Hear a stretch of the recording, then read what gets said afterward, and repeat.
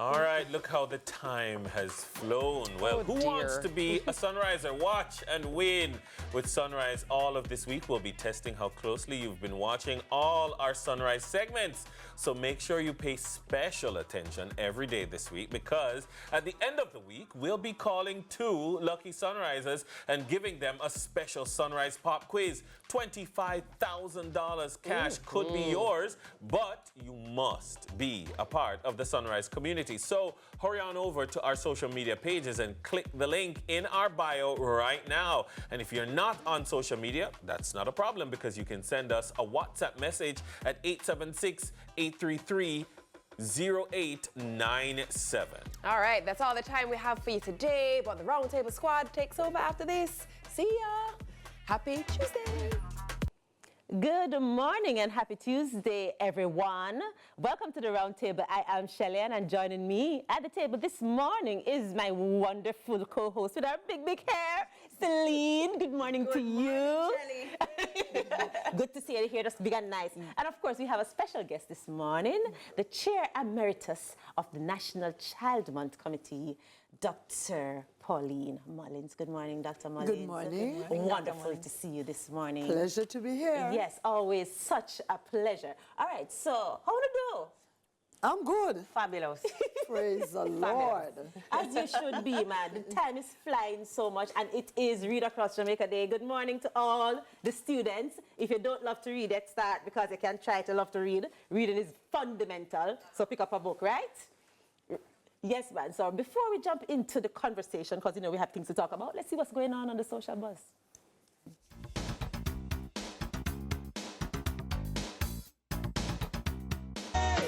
No matter what nobody say, live like your own way, even when the world's against you.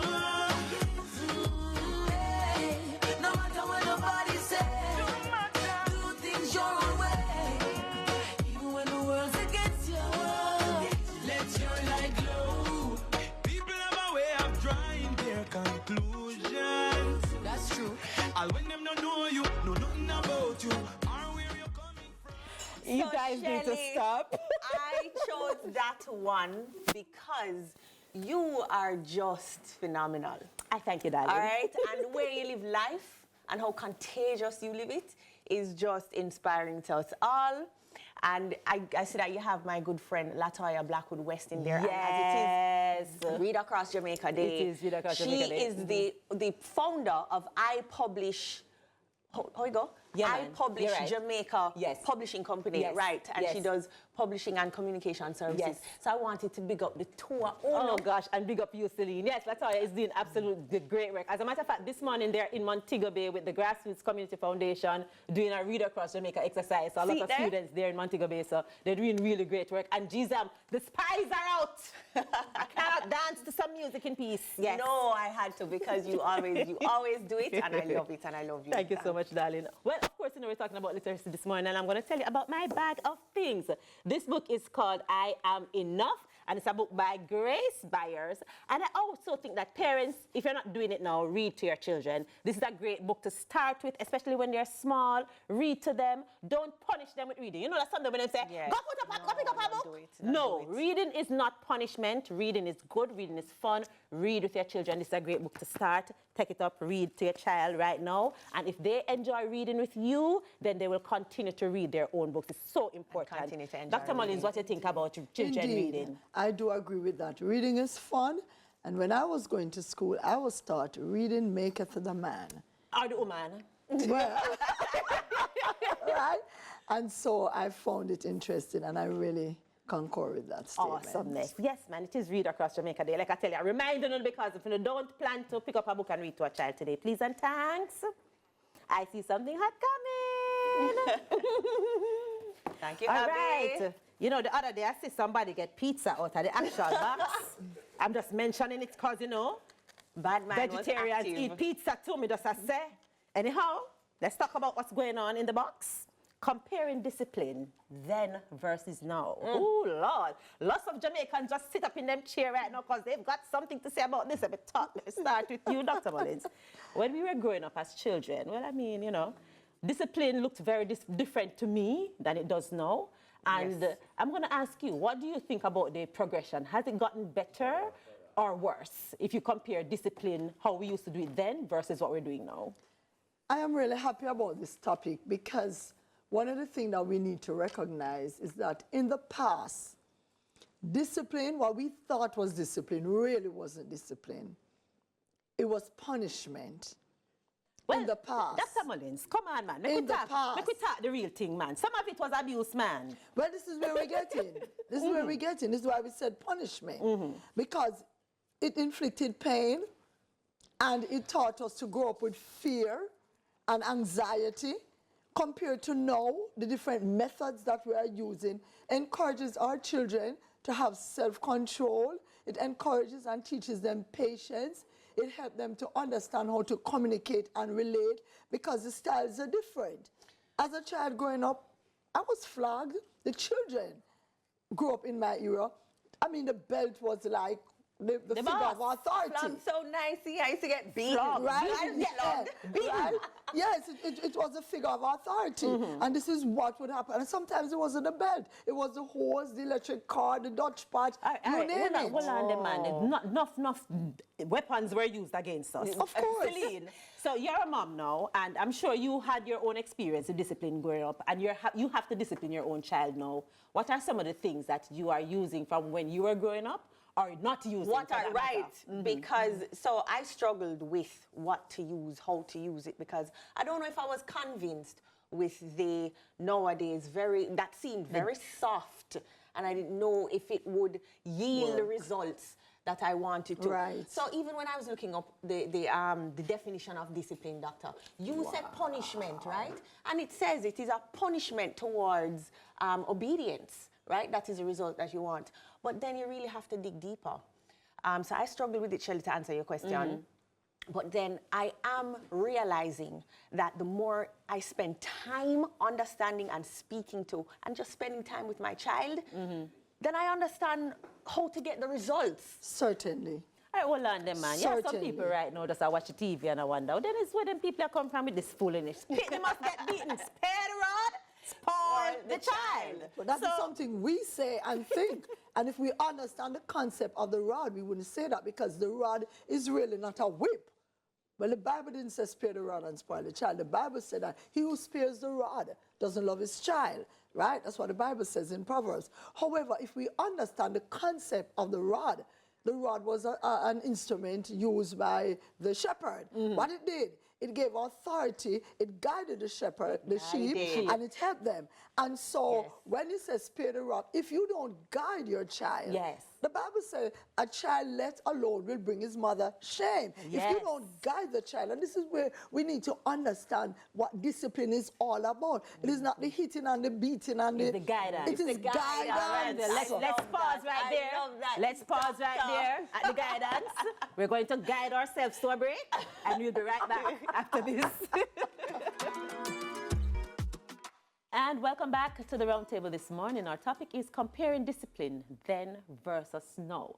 Well, you know, we already established that back in the days a whole heap of hands-on discipline that was going on. But let's talk about some of the modern techniques and tips and tools that are being used in place of the hands-on rod-beating things.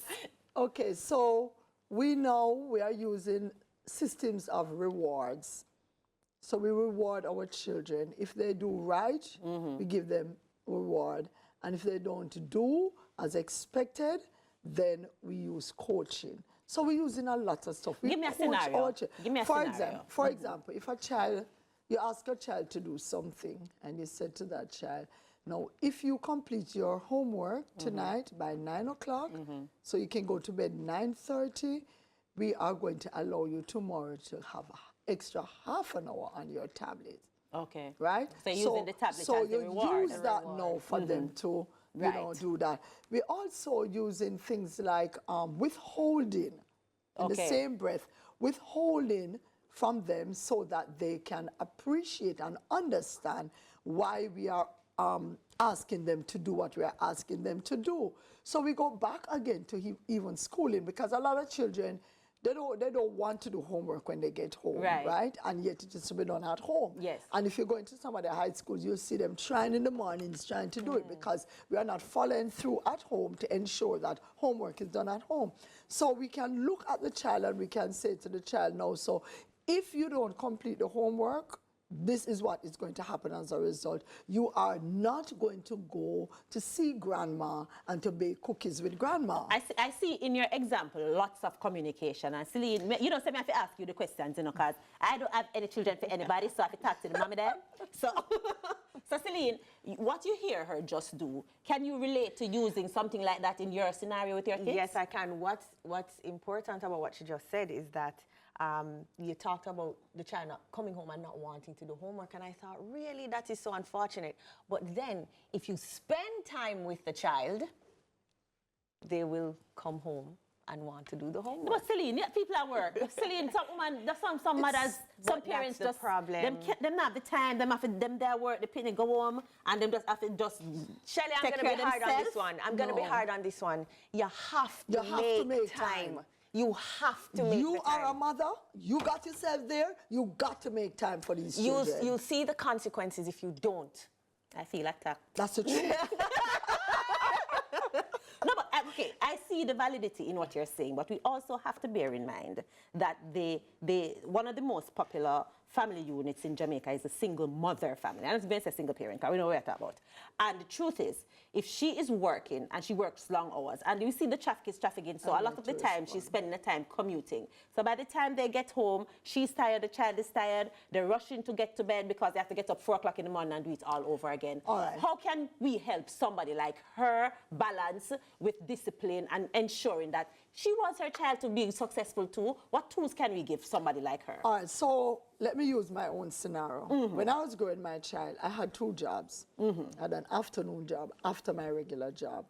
I would pick my child up from school and I ensure that the homework is done before I start my regular job. Oh. And I also ensure that things are in place. So by the time I leave my job at 8 o'clock in the night, everything would have already been done, and we are going home now to just do final touches and go to bed.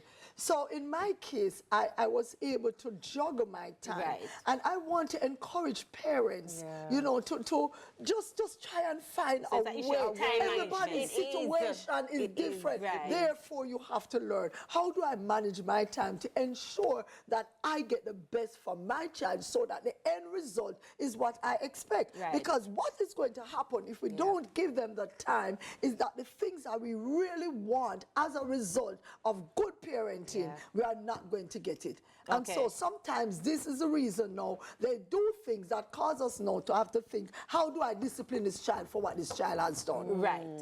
All right, Celine, here it is now. You shake your head at me when you talk about time a while ago. We're seeing a lot of students that are just not interested in school. They go, they don't pay attention, the teachers are struggling, they can't control them. What do you think we can do Shelley. as the parent to try to help the teachers manage this problem? Because it is an issue. We are seeing the results of it. Shelley, I know I'm going to sound like a broken record. I will sound like a broken record.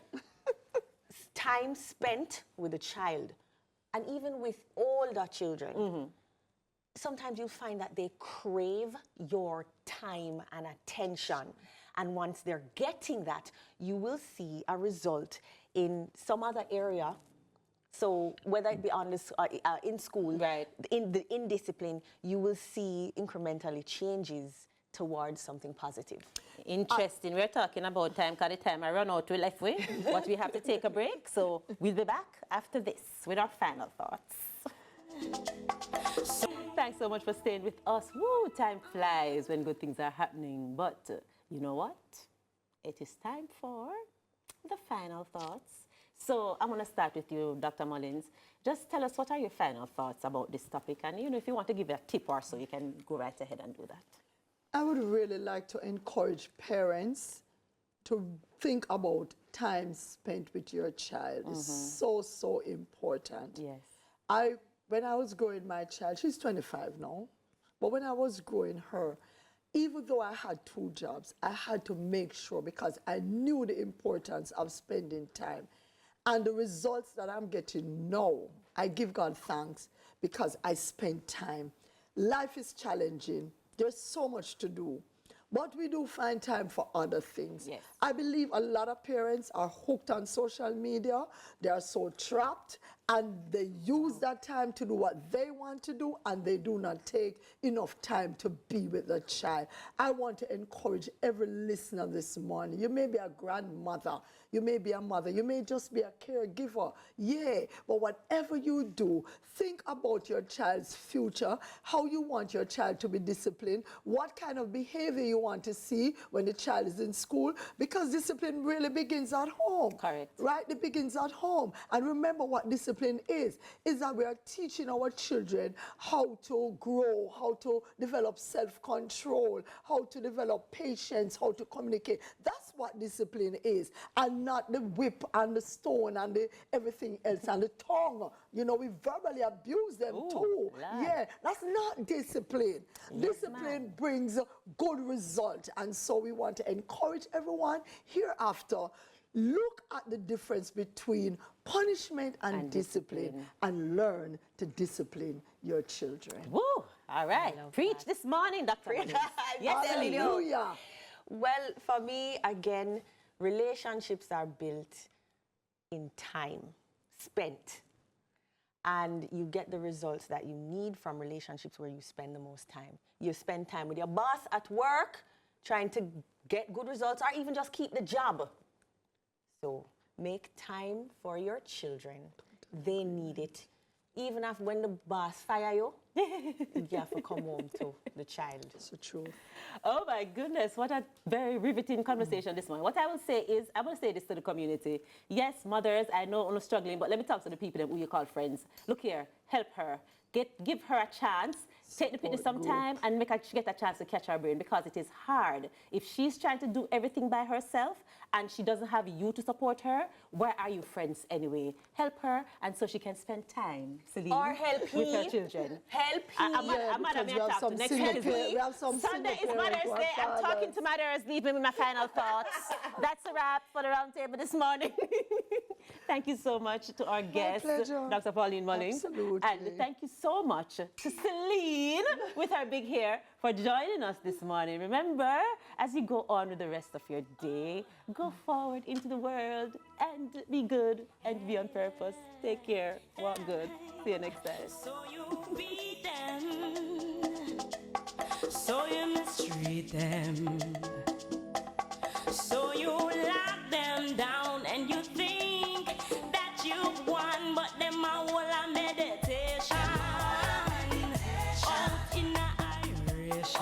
Them a follow Rastafari, and I live upright. So tell me where you are gonna do now. Tell me what you gonna do now. Tell me what you gonna do now that the youth are them roots.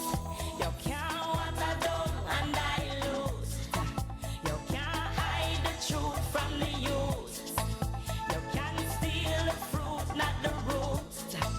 'Cause the youth are them roots. Hey, hey, hey, hey, oh.